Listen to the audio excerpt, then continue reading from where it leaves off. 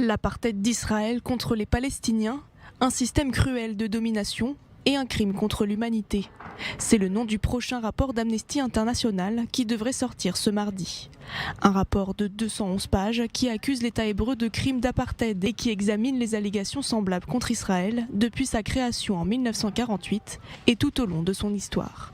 Plus précisément, le rapport accuse Israël d'apartheid à la fois pour ne pas être revenu aux frontières établies avant 1967 et pour ne pas avoir accepté un droit au retour en Israël pour les réfugiés palestiniens. Cette accusation d'état d'apartheid intervient alors que des pays arabes tels que les Émirats arabes unis, Bahreïn, le Maroc et le Soudan normalisent leurs relations avec Israël. La publication de ce rapport d'Amnesty International intervient peu avant celle d'un autre rapport prévu en juin par le Conseil des droits de l'homme de l'ONU sur cette même question. L'antisionisme est une des formes modernes de l'antisémitisme.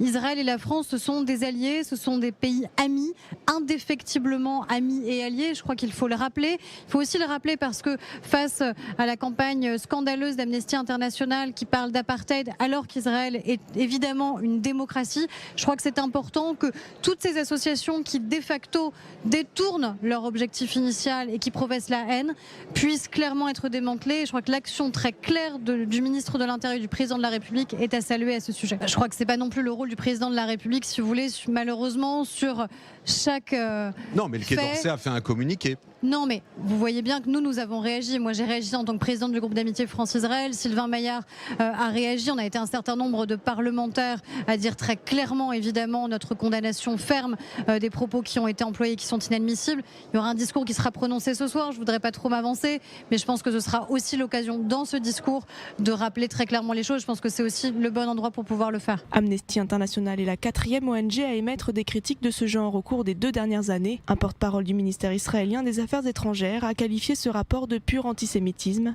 qui légitime les attaques contre les Juifs. Ce combat est international. Comme vous, je m'inquiète de la résolution des Nations Unies sur Jérusalem qui continue d'écarter à dessein et contre toute évidence la terminologie juive du mont du Temple. Vous connaissez mon attachement à Jérusalem, où je me suis rendu à plusieurs reprises comme président ou avant de le devenir. Jérusalem est la capitale éternelle du peuple juif.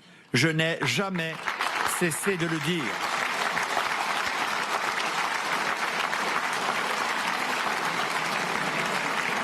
Cela n'empêche en rien de reconnaître et de respecter l'attachement d'autres religions à cette ville. Et c'est dans cet esprit que j'ai moi-même parcouru la vieille ville à pied en 2020 et visité chacun des lieux saints. Mais effacer la part de judéité de Jérusalem est inacceptable.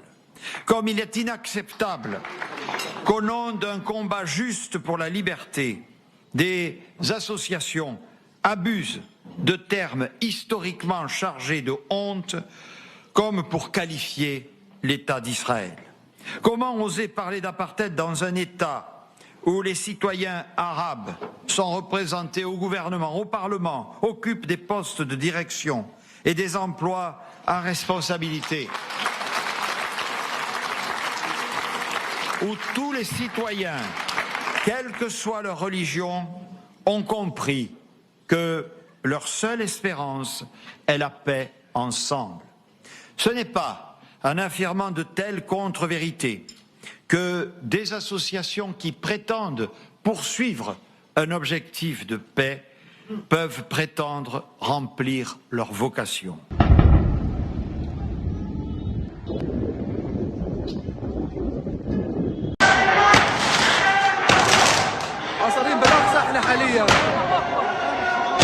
حاصروا كل الشباب اللي اقتحموا المسجد القبلي بالوقت. شفنا اقصى مخطوط وقنابل فوق.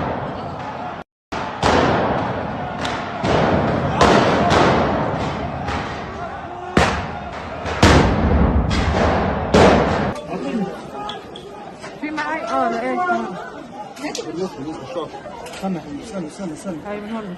Look, this is all journalists here. These are all journalists, and we're basically stuck because Israeli. Ayman, are they special forces? Yeah. Israeli Yes, special forces, huh? Yes, Sam. They're here. Look, they're coming towards us. I don't know. Journalists. Like, this is all.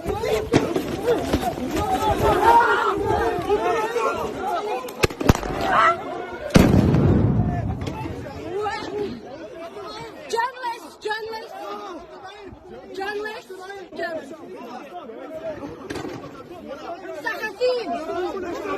Sahafin. Journalists. We're journalists.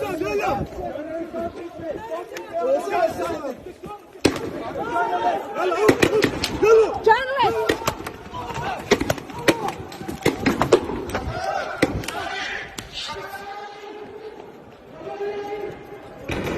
All right, I've lost my local.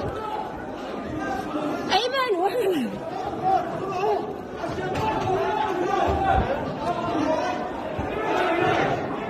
Okay. اللهم امحق وجوههم يا الله اللهم اخسف بهم الأرض يا الله يا من ترى حالنا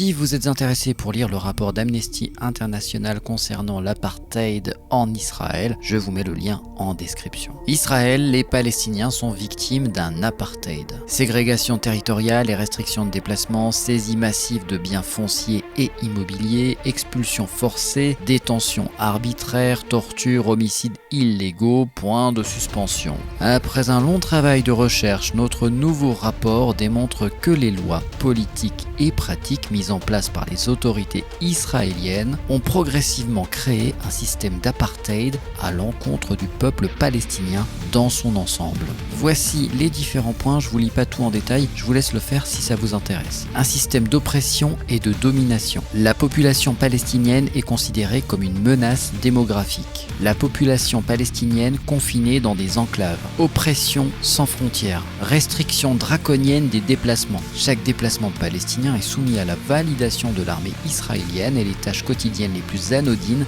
nécessitent de braver un éventail de violentes mesures de contrôle. Les citoyens et les colons israéliens sont, eux, libres de circuler à leur guise. Nous avons de nombreuses recommandations précises pour mettre un terme à la ségrégation et l'oppression à l'encontre du peuple palestinien et pour qu'Israël démantèle le système d'apartheid, la ségrégation et l'oppression qui l'entretiennent.